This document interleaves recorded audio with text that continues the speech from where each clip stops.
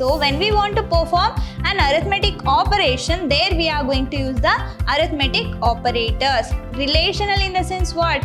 We are going to compare two operands. If the expression is false, then I am going to consider that as 0. We have 4 bitwise operator, that is bitwise AND.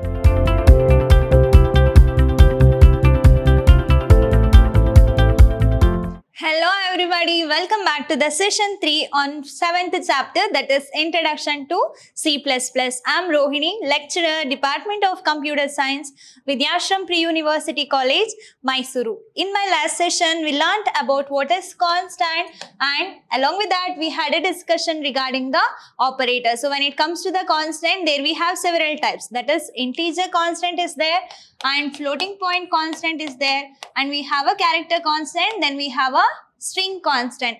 Along with that, in integer constant, it can be decimal constant or octal constant or hexadecimal constant, and we have at last unsigned integer constant. And also I have discussed about what do you mean by operator. So based on the number of operands, we have 3 types, that is unary and binary. Then we have ternary.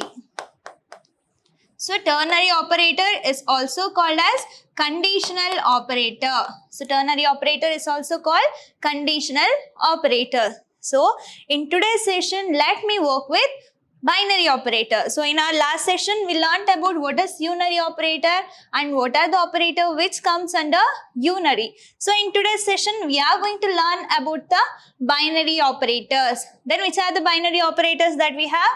That is arithmetic operator, relational, logical, bitwise operator, and we are going to learn about shorthand operator, C++ shorthands, and then we are going to learn about a special operators. So this will be my today's session's content. So let me get into the today's session.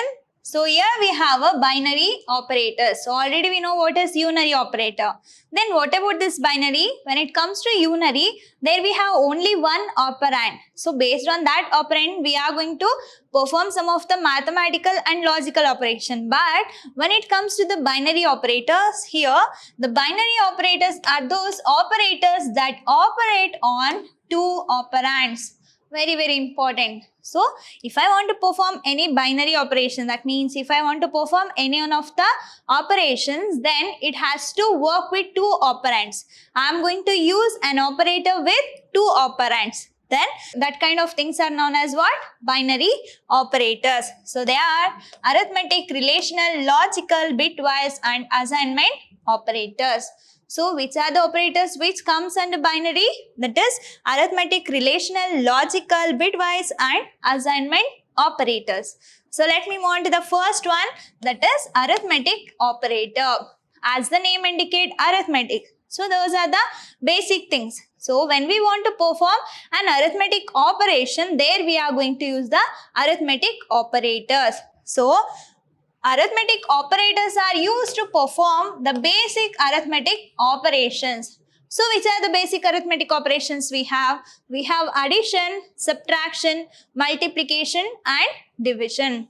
So that is plus, minus, multiplication, division, and we have percentage. So can we call that as a percentage? No, we are supposed to call that as a modulus symbol. So computer science is different, mathematics is different. So when it comes to the mathematics, they are going to call that as a percentage. But when we are using that in the computer science, it is known as modulus symbol. So now we'll see how all these arithmetic operator that will be used. So mainly arithmetic operators are used to perform arithmetic operations that can be addition, subtraction, multiplication, division and modulus. So there will be a difference between the division and modulus. So let me show you with an example. So here I have listed out all the arithmetic operators. Which are the operators do I have? That is plus. So why we are going to use the plus? That is mainly to add the 2 values. That is adds 2 operand. So that operand can be any numbers or any variables or any constant. Here I have an example, that is a is equal to 10 and b is equal to 20. Then how I am going to use that plus? That is a plus b. What it will going to return? A plus b in the sense a is 10, b is 20 and it will going to give us 30. In the same way, subtraction, that is minus symbol. Subtract the second operand from the first. So we are going to subtract the second value from the first value, that means a minus b, it becomes 10. It becomes 10. Next, we have a multiplication symbol. So why we are going to use this star or asterisk symbol? That is to multiply the both operand. So 10 into 20 will be 200. A into b is equal to 200. So that will be the thing. So division. Divide the numerator by denominator. That means b by a. So 20 by 10. So what it will going to give? So 10 ones are 10 twos are. The resultant will be 2. But you have to understand one thing. There is a difference between the division and modulus. So when we are using division, that will going to give us what? Quotient value. So this will going to give the quotient value. But when we are using modulus, it will going to give the remainder. For example, I am going to divide 20 by 10. What I am going to do? I am going to divide 20 by 10. So 10 twos are 20. So 0, 0. When I am using this one, that means 20 by 10, it will going to give me the quotient value, that is 2. But what if I apply 20 modulus 10? At the time, it will going to give me the remainder value. So this becomes 0. So that there is a difference between division and modulus. So here the modulus operators and it will going to give the remainder. So in this case, it will going to give the remainder as 0. So next we have relational operator. We learned about arithmetic. Next we have relational operator. Relational in the sense what? We are going to compare two operands. So it will going to give either true or false value. So the resultant will be either true or false. So relational operator is used to comparing two operands. In an expression, we have several operands. So when it comes to the relational operator, it will going to compare whether it is greater than this one, whether it is equal to this one, not equal, or whether it is lesser than. So there we have several relational operators. So by making use of the relational operator, we are going to compare the two operands. So that is nothing but relational operator. So that define the relationship between the two constant. So why we are going to use this relational operator? In order to find the relationship between the two operands. What is the relationship between the first and second operands? So that is what? Relational operator. And it will going to give a result either in the form of true or in the form of false. If it is true, the resultant will be 1. If it is false, the resultant will be 0. Okay, if the condition is true, it will going to give 1. If the condition is false, if the comparison become false, then it will going to give the resultant as 0. So now we'll see what are the operators we have when it comes under relational operator. So here I have less than or equal to, greater than or equal to, is equal to, and not equal to. So let me show you with an example. So I have less than or equal to, and I have greater than or equal to, is equal to, and not equal to. So these are the operators, that is relational operators, right? So let me take two values, a is equal to 10 and b is equal to 20.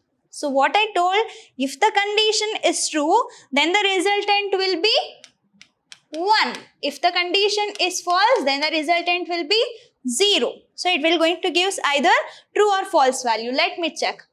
Is a is less than b? What is the a value? That is 10. 10 is less than 20. Is 10 is less than 20? Yes, it is true. The resultant will be true. Next, is a is less than or equal to b? Is 10 is less than or equal to 20? This is true. Why? Because 10 is lesser than 20, but it is not equal to 20, but it is lesser than 20, so that it will be true. Next, is A is greater than B. So that means what? Is 10 is greater than 20. That means false. A is not greater than 20. That is 10 is not greater than 20. So it become false. The resultant will be false. Is A is greater than or equal to B. That is 10 is greater than or equal to 20. This is also become false. The resultant will be false itself. So now we'll check, is A is equal to B. So here also you have to make an understand that there is a difference between equal and is equal. So equal in the sense we are going to assign some value. Is equal to in the sense we are checking. For example, A is equal to 10. That means I am assigning this 10 to this A. But I am going to check whether 10 is equal to 10. Whether 10 is equal to 10, I am checking right hand side is equal to left hand side. Yes. If it is true, then it will going to give me 1 as a result. If it is false, then the result will be 0. In the same way, is 10, that is A value, is 10 is equal to 20. Is 10 is equal to 20? It is false, then it will going to give us false. Next, A not equal to B. That means 10 is not equal to 20. Yes, 10 is not equal to 20. It becomes true and the resultant will be true. Wherever we have true, that will be 1. Wherever we have false, that will be 0. So this is how the relational operator will going to work. Less than, lesser than or equal to, greater than or equal to, is equal to and not equal to. Next we have logical operator. So the logical operators are mainly used to testing more than one condition and to make a decision. So here how many condition I am checking? I am checking only one condition, whether it is less than, lesser than or equal to, greater than or equal to. But when I want to perform more than one condition, when I want to have more than one condition, at that time we are going to use the logical operator. So it will going to be used in order to test more than one condition. Then which are the operator we have? That is logical AND. So this double ampersand symbol specifies the logical AND. So here pipeline specifies the logical OR and this NOT specifies the logical NOT. So when it comes to the logical AND, if both the operands are non-zero in the sense what? It has to be true. If both the conditions are true, then only it becomes true. So this is like multiplication. If my input are 1 and 1, then it will going to give me 1. If any one of the input is 1 and 0, it will become 0. So that is what I am going to explain. Then logical OR. If any of the two operand is non-zero, if any one of the two operand is non-zero, if any one of the condition is true, then it will going to give the condition result as true. And we have logical NOT.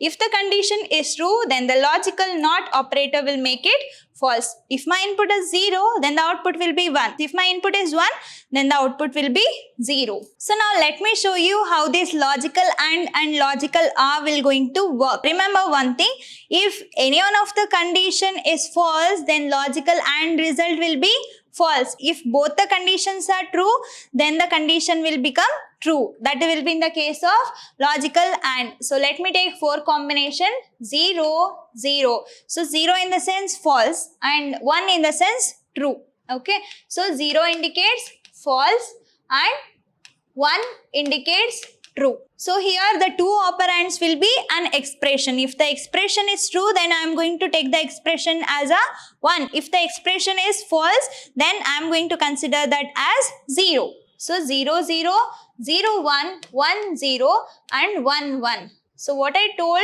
in logical AND, if both the conditions are false, then it will be false. So 0 into 0, 0, 0 into 1, 0, 1 into 0, 0. 1 into 1 will be 1. So when we are going to get the true value in logical and, when both the conditions are true, then only we are going to get the resultant as true. But when we have in logical or, so this is or and this is and. So in logical or, if any one of the condition is true, then the resultant will be true. That is like addition. So 0 plus 0 will be 0, 0 plus 1 will be 1, 1 plus 0 will be 1, 1 plus 1 will be 1. 1 plus 1 is not 2. That is mathematics. Come to the CS, 1 plus 1 will be 1 it is. That means if both the conditions are true, then the condition will be true. And when it comes to the not A, so if my input is true, then the result will be false. If my input is false, then the result will be true. This is regarding logical not. So let me take one example. A is equal to 10, B is equal to 20. A greater than B, ampersand A less than B. Yes, A greater than B. So that is 10 is greater than B. So that is 20. And 10 is less than 20. Is 10 is greater than 20? False. And is 10 is less than 20? True. False into true. That is 0 into 1. What is the value of 0 into 1 in the logical and? 0 into 1, the resultant will be 0. So that the result will be false. So it will be 0. So this is how the logical and will going to perform. If both the conditions are true, then only it will going to give us a true value. So let me take one more example. A is equal to 40, B is equal to 20.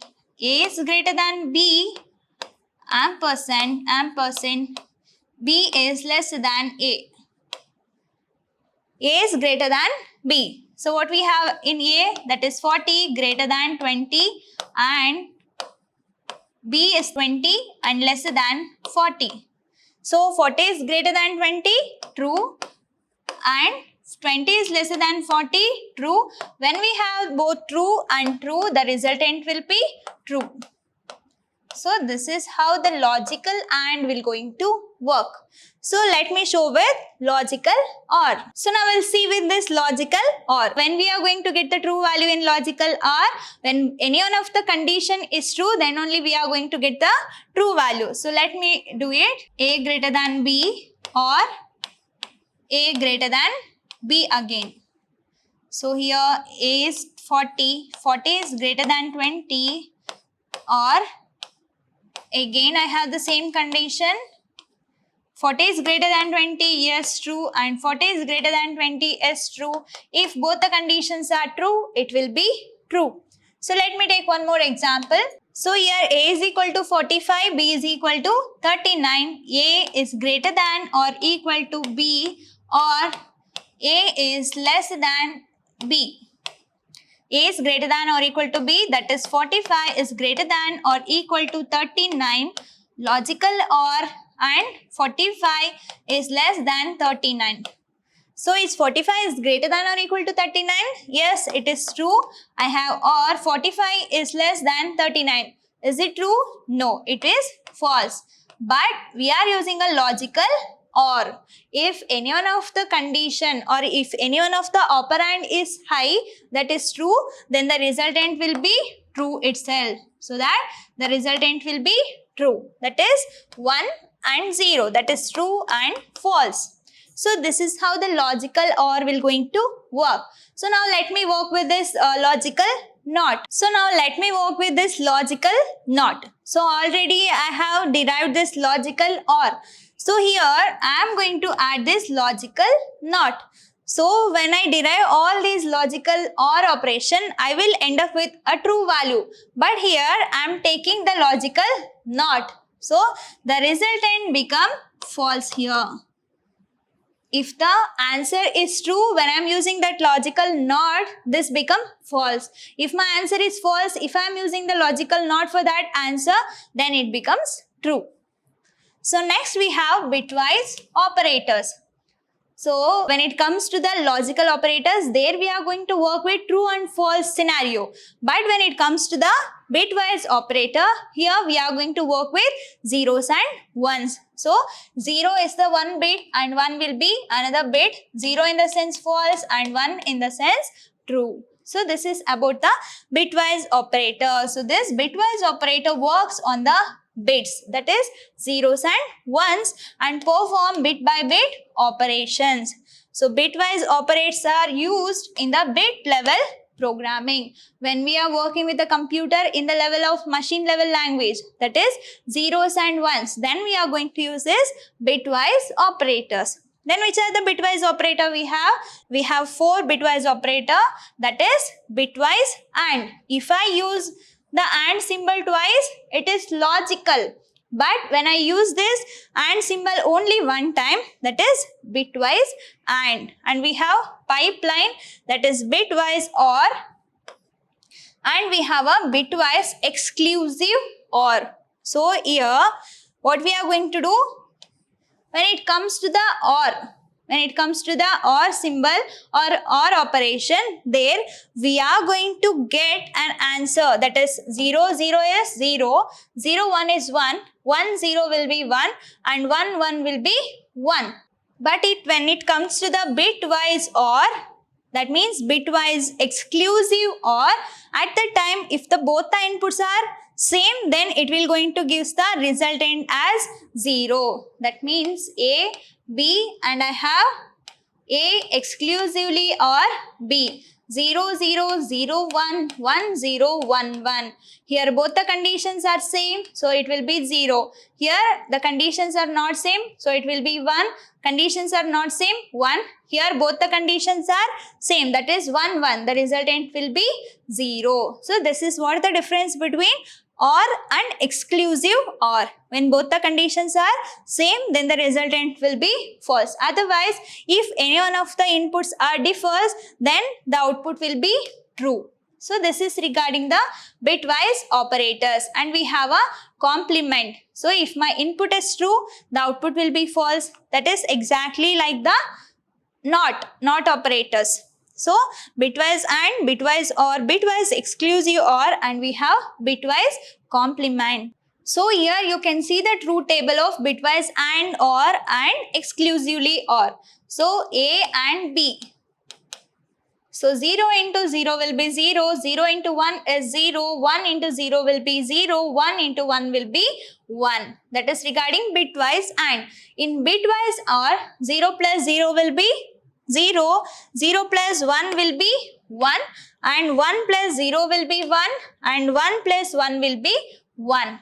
So I told you that when it comes to the bitwise exclusive OR, when both the inputs are same, the output will be 0. So 0 exclusive OR 0, 0. So 0, 1, 1, 1, 0, 1 and at last we have 1, 1. Both the inputs are same, the output will be 0. So here I have several bitwise operator which is supported by C++. So here we have bitwise or binary AND operation. Why? Because we are going to deal with bits, that is zeros and ones. That is also known as what? Binary values, binary bits. So that binary OR operator and we have binary XOR operator. So we have binary ones complement. So that is a unary and has the effect of flipping of bits. Input is 0, the output will be 1. If the input is 1, the output will be 0. That is complement. And we have left shift, binary left shift operator and we have binary right shift operator. So these are the operators which comes under bitwise operators and that will be going to act on bit. That will going to act on zeros and ones. Next we have C++ shorthands. For example, A is equal to A plus B.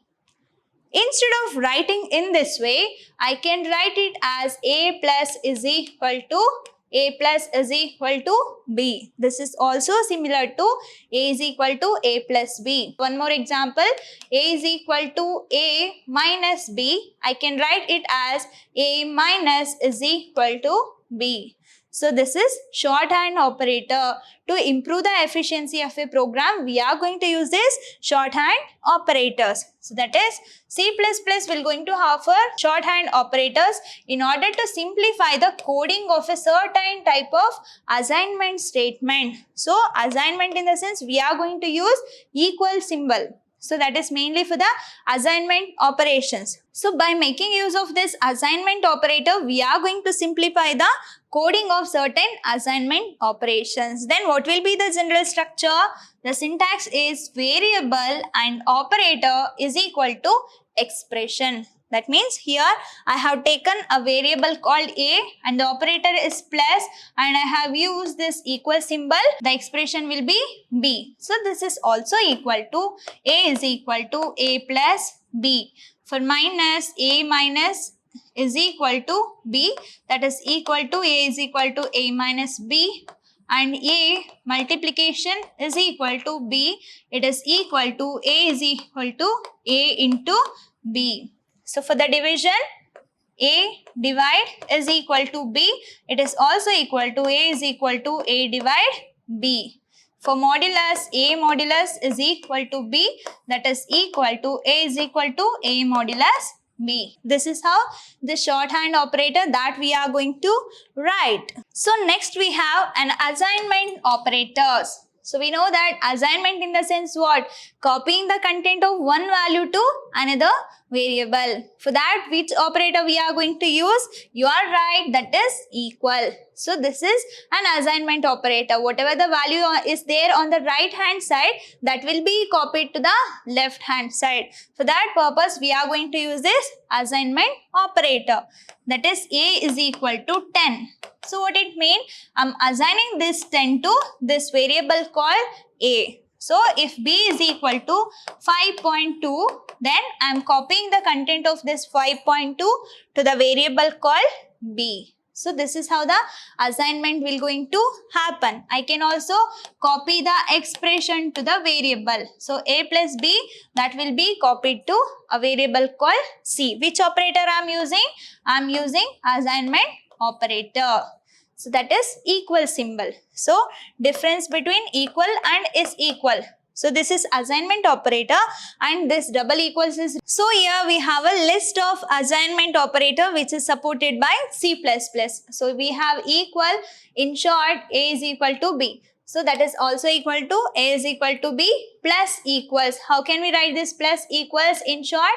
That is a plus is equal to b. So that becomes a is equal to a plus b. So minus equals, star equal, that is multiplication. Then division equals, modulus equals, and left bit operator with equals, right shift equals, and we have a address of operator, that is bitwise and this is complement, and we have a bitwise r is equal to. So these are the assignment operators. So next we have conditional operator. So we know what is unary operator, we know what is binary operator, and now we are going to learn about ternary operator. If we have only one operand with the operator, then that is unary. If we have two operands to perform an operation, then that is binary. So if we have three operands with an operator, then that will be considered as what? Conditional operator or ternary operator. Ternary operator or conditional operator. So the conditional operators are the operators that acts or that operates on three or more operands. So that is known as what? Ternary or conditional operator. Then what will be the syntax for this one? We'll see now. Here I have expression 1. If the expression 1 is true, so I have question mark. That means I'm checking. If the expression 1 is true, then the expression 2 will going to be executed, or expression 3 will going to be executed. So this is the syntax for the ternary operator. I'm going to check the expression 1. If it is true, expression 2 will going to execute. That is true part.